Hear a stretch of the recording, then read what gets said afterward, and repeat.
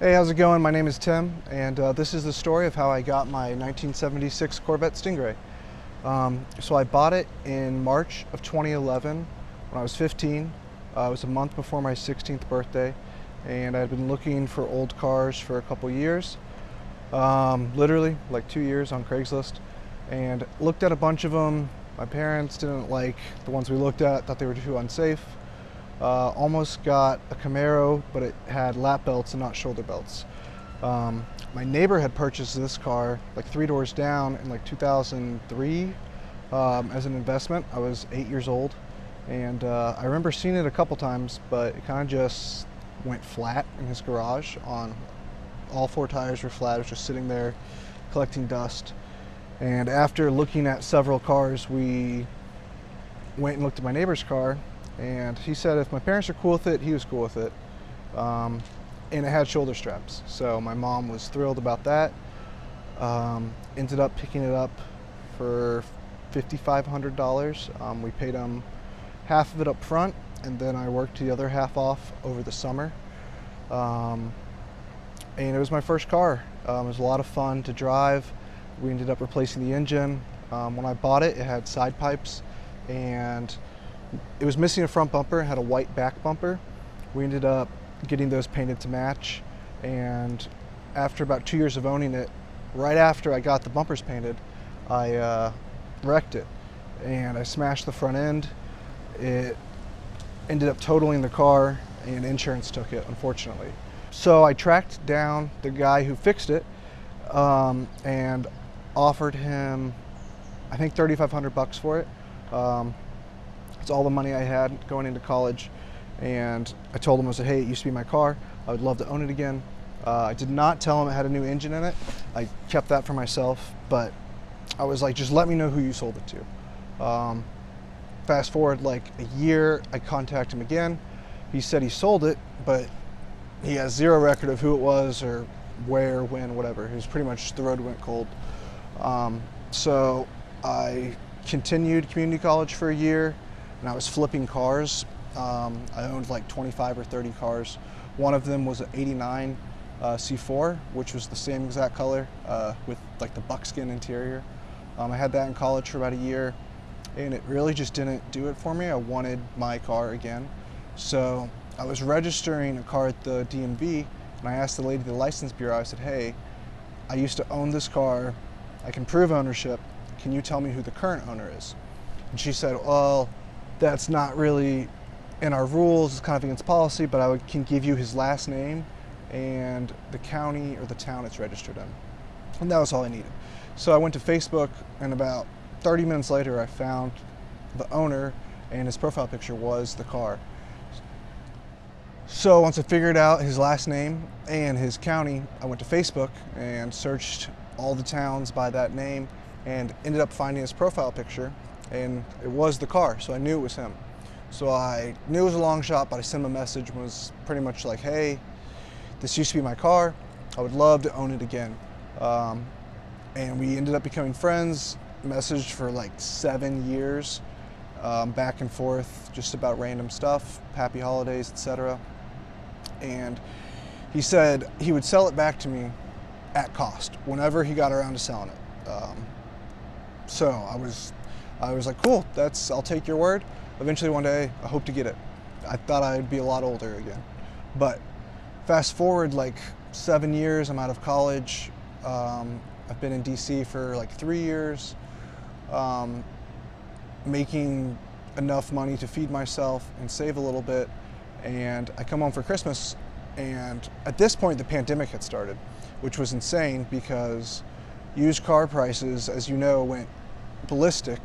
Like $8,000 couldn't have bought you like a roller for a C3. So I started freaking out, thinking that there's no way he would honor his prior commitment that he would sell it to me at cost, which was, I can't remember what he had in it, but it was like right around $7,000. And I was home for Christmas break, and my mom was the one who was like, hey, you should just reach out to Lonnie, see if he wants to sell it. You're getting your Christmas bonus in a few days, just ask, and we'll see what we can do. And I was like, okay, well, here goes nothing. Worst he can say is no. I reached out and he said yes, and he said that he would love to arrange me to come pick it up. So I drove out to Lonnie's place and met him to buy the car. Checked it out. It was perfect. It was in a pole barn. Had been sitting there for like 2 years, covered in dust, maybe running on 5 cylinders, but I thought it was perfect.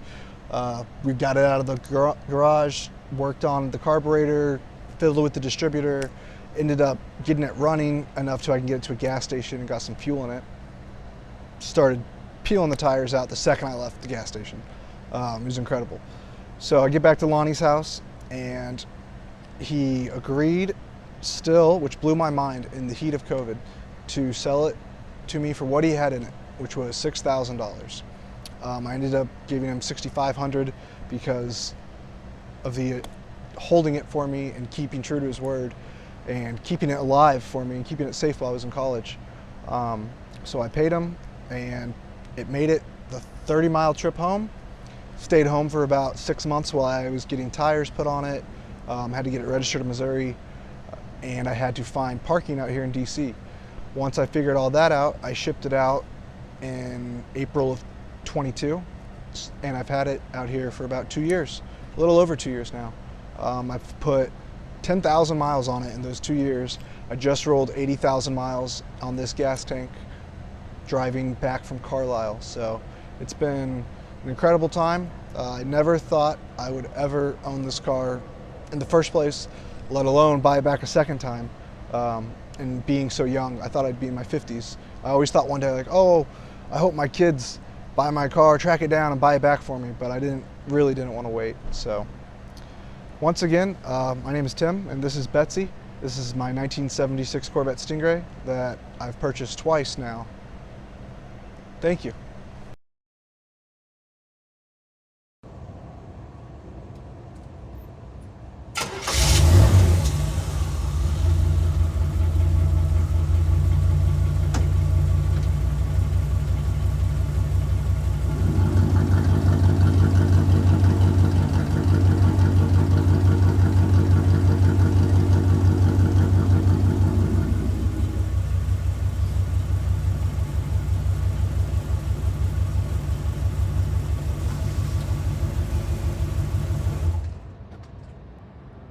So here's a quick walk around of the car, how it sits today. You can see in the front where I wrecked it and he fixed it.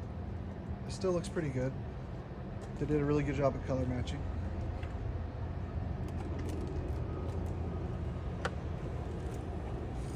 Here's the engine bay.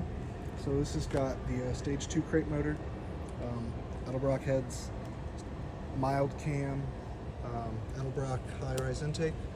And I actually just fabricated this recently. So at Carlisle, I was able to pick up the lower half of the 76. This is a top of the 72 to 75, 12-inch. That's how it fits this. And it clears with the hood closer. So they said it was impossible, and I was able to make it work. Here's a quick interior shot for you.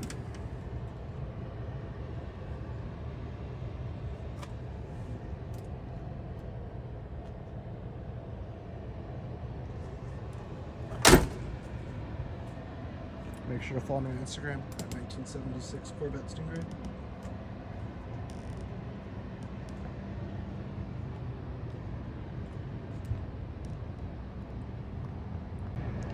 So some modifications that I've done, I put hooker long tube headers, and those go down to a splitter. It's got electronic cutouts on it, so at a flip of a switch, I can have it come out completely unregulated from the sides, or I can have it come out the back through my dual Flowmaster 40s.